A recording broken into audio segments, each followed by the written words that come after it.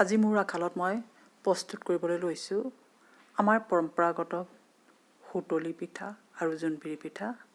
আহকচোন আমি বেছি কথা অৱতাৰণা নকৰি চিধাই পাকঘৰলৈ যাওঁ। এয়া 1 টেবুল চামুচৰ জোখত মই গুড় লৈছোঁ, এইখিনি মিহিকৈ কাটি লোৱা।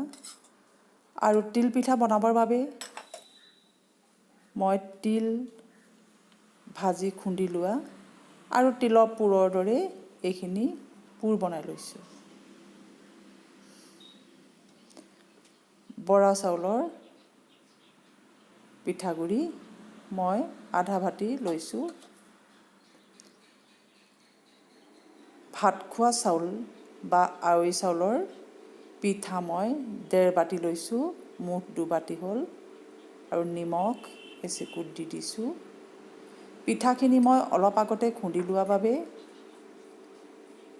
কেঁচা ভাৱটো আছেই, অকণমান পানী মিহলি হোৱা ভাৱটো আছে কাৰণে মই কমকৈ এনেদৰে পানী দি গৈছোঁ, কাৰণ আমাক পানী বেছি নালাগে।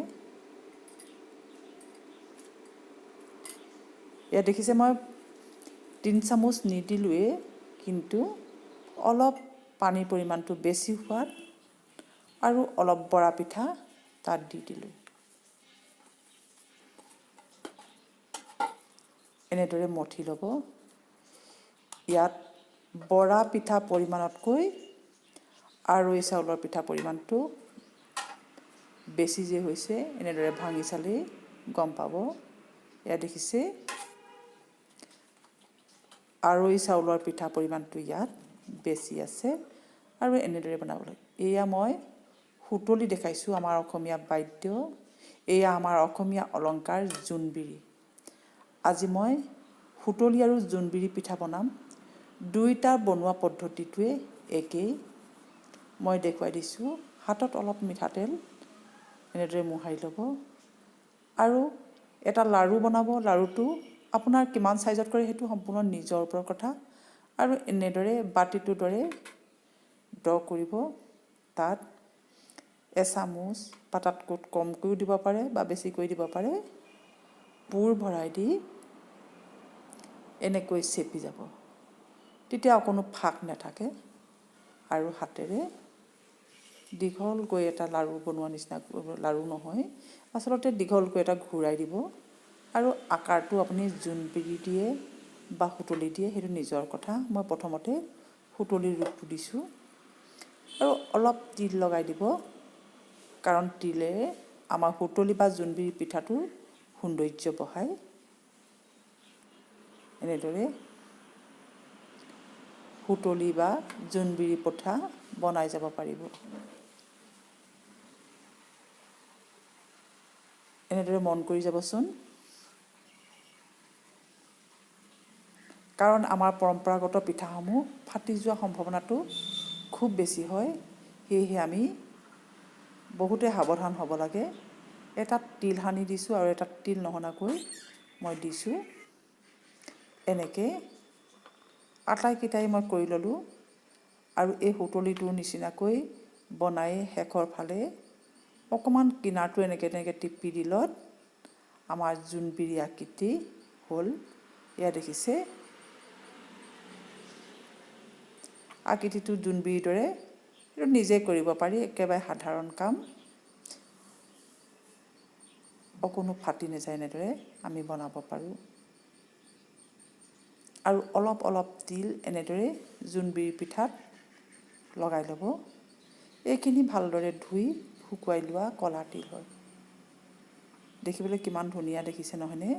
কাৰণ আমাৰ পৰম্পৰাগত পিঠাসমূহত বেলেগ বাহ্যিকতা নালাগে। গুড়, তিল আৰু পিঠা এই তিনিটাই তেওঁলোকৰ বৈশিষ্ট্য। মই জোনবিৰিডালৰ লগত মিলাই দিবলৈ চেষ্টা কৰিছোঁ, একেই হৈছে। আৰু এয়া হুতলি, কাৰণ আমাৰ পৰম্পৰাগত পিঠাসমূহৰ নাম বাদ্যযন্ত্ৰ, অলংকাৰ এইবোৰক লৈয়ে হয়। আৰু তেলটো সম্পূৰ্ণ নিজৰ ওপৰত কথা, আপুনি কেনেদৰে দিয়ে। এইখিনি যেতিয়া তেল পকিল, মই জুইটো কিন্তু একেবাৰে কমাই লৈছোঁ, কাৰণ নিমকি ভাজোঁতে আমি যিটো জোখ ৰাখিব লাগে তেনে জোখত আমি জুই ৰাখিব লাগে। আমি বেছিকৈ লৰাই থাকিব নালাগে। আৰু অলপ দূৰৰ পৰা কিন্তু খুব সাৱধানে আপুনি লুটিয়াই দিব।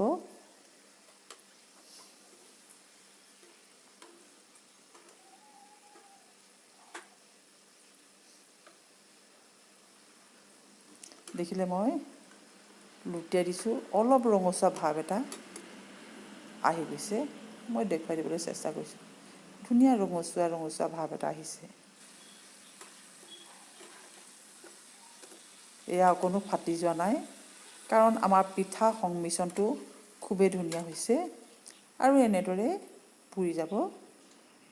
জোনবিৰিকেইটাও ঠিক একে পদ্ধতিৰে বনাই যাব। আমাৰ পৰম্পৰাগত পিঠাসমূহ প্ৰত্যেকগৰাকী গৃহিণীয়ে জানে, নহয়নে বাৰু?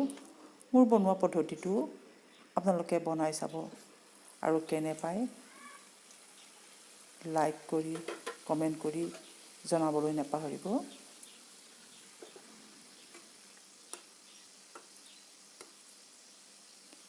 আৰু যিসকলে মোৰ চেনেলটো কেতিয়াও ছাবস্ক্ৰাইব কৰা নাই, ছাবস্ক্ৰাইব কৰিবলৈ পাহৰি নাযাব।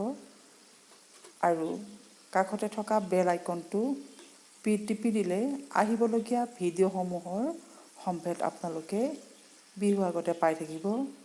যিহেতু এতিয়া বিহু বতৰ, সেয়ে মই প্ৰত্যেক দিনাখনেই একোটা ভিডিঅ' দিবলৈ চেষ্টা কৰিছোঁ। আপোনালোকৰ চাগে আমনি লাগিছে, নহয়নে বাৰু?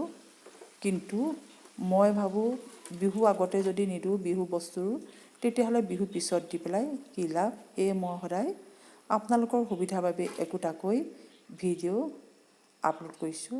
ধন্যবাদ। আগতীয়াকৈ বিহুৰ শুভেচ্ছা থাকিল।